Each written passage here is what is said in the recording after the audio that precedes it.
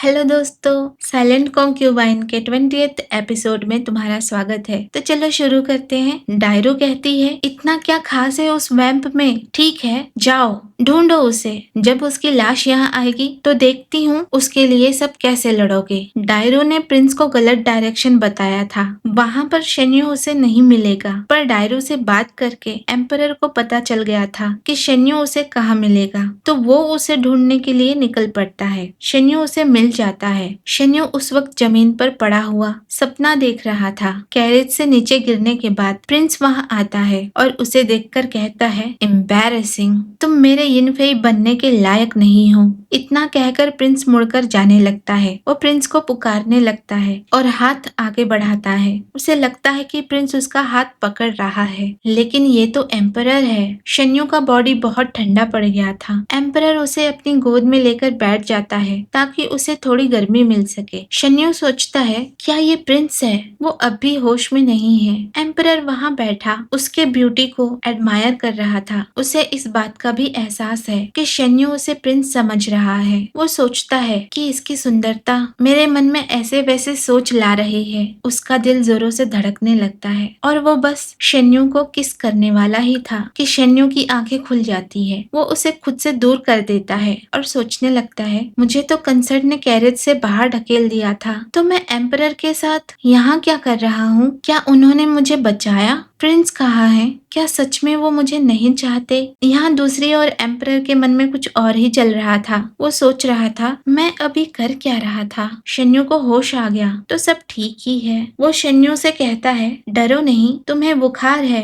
मैं बस देखना चाहता था कि तुम्हारी तबीयत कैसी है। तुम्हारे हाथ। वो शेन्यू का हाथ पकड़कर उसका हाथ देखने लगता है और फिर कहता है, तुम्हारे हाथ? क्या शुआनशियो ने ये चोट पहुंचाई है? शेन्यू दूर होते हुए हैंड जेस्चर करके बताता है, मैं ठीक हूँ मैजेस्टी, बस आप और मेरे नजदीक मत आइए। एम्परर कहता है, देखो तुम कैसे घबरा रहे हो। ठीक है, मैं नहीं आऊंगा करीब तुम्हारे। कितने सुंदर हाथ है तुम्हारे। वो आग जलाता है। शेन्यू सोचता है, चोट लगी हो या ना लगी हो, क्या फर्क पड़ता है? परफेक्ट होने का क्या फायदा जब प्रिंस मुझे पसंद ही नहीं करते? इन सब का कोई मतलब नहीं। दूसरी ओर एम्परर बैठा सोच रहा था, शुआनशियो, इसमें कोई शक नहीं कि इस खजाने को तुम सबसे छुपाना चाहते हो। इसके बाद वो दोनों वहाँ से जाने लगते हैं। एम्परर शेन्यू से कहता है, तुम इतना स्ट्रगल क्यों कर रहे हो? तुम्हारा शरीर बहुत कमजोर है। तुम इतना दूर चलकर नहीं जा सकते। अगर तुम शुआनशियो से जल्दी मिलना चाहते हो तो मैं तुम्हें गोद में उठाकर ले चल सकता हूँ। वो शेन्यू को कोट पहनाते हुए कहता है, क्या तुम शुआनशियो से जल्दी नहीं मिलना चाहते? शेन्यू जल्दी से मिलना तो चाहता है, पर इस तरह नहीं। एम्परर शेन्यू के कंधे पर हाथ रख देता है। शेन्यू के अंदर इतनी ताकत नहीं थी कि वो उसका हाथ हटा सके। प्रिंस और उनके सर्च टीम को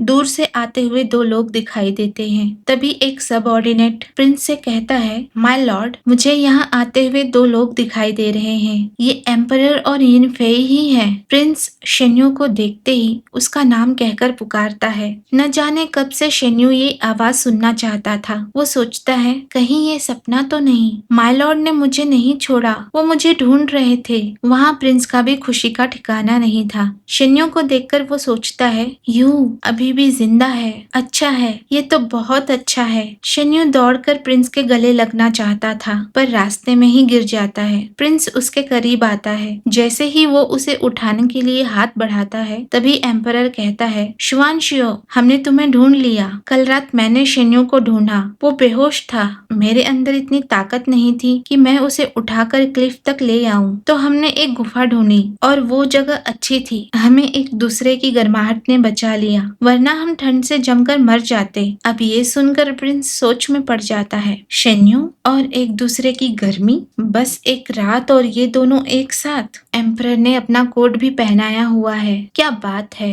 प्रिंस को गुस्सा आ जाता है। वो हाथ जोड़कर कहता है, अच्छा है कि मैजेस्टी सुरक्षित है। इस सब के लिए शुक्रिया। इतना कहकर वो वहाँ से जाने लगता है। एम्परर कहता है, मैं तो बिल्कुल ठीक हूँ। ये तो बस शेन्यू है जो पूरी रात बाहर था और बुखार से तप रहा है। उसे जल्दी होश में लाने के लिए मैंने सारे तरीके अपनाए। वैसे भी हमारा रिश्ता बहुत स्ट्रॉन्ग है और शेन्यू भी हमारे कंट्री का पिलर है। तुम्हें मुझे शुक्रिया कहने की जरूरत नहीं है, बस अपने परिवार का ध्यान रखो। बर्फ में गिरने की वजह से शेन्यू को खांसी आ रही थी, जिससे वो इनकी बातें सुन नहीं पाता। खुशी से वो प्रिंस का हाथ पकड़ने के लिए अपना हाथ आगे बढ़ाता है, ये सोचते हुए कि माय लॉर्ड, मैं जिंदा हूँ और मैं वापस आ गया। लेकिन प्रिंस उसका हाथ झटक देता है, जिससे शेन्यू नीचे गिर जाता है। प्रिंस कहता है, एक रात के लिए एम्परर को गले लगाकर कैसा लग रहा था। जमीन पर बैठा शेन्यू इन सब बातों से इनकार कर रहा था। वो अब कैसे बताए कि उसके और एम्परर के बीच कुछ नहीं हुआ। वो ना कहते हुए जोरों से अपना सिर हिलाने लगता है। ये देखकर एम्परर वहां आता है और प्रिंस से पूछता है, श्वान शियो, क्या कर रहे हो? शेन्यू अभी भी तप रहा है। प्रिंस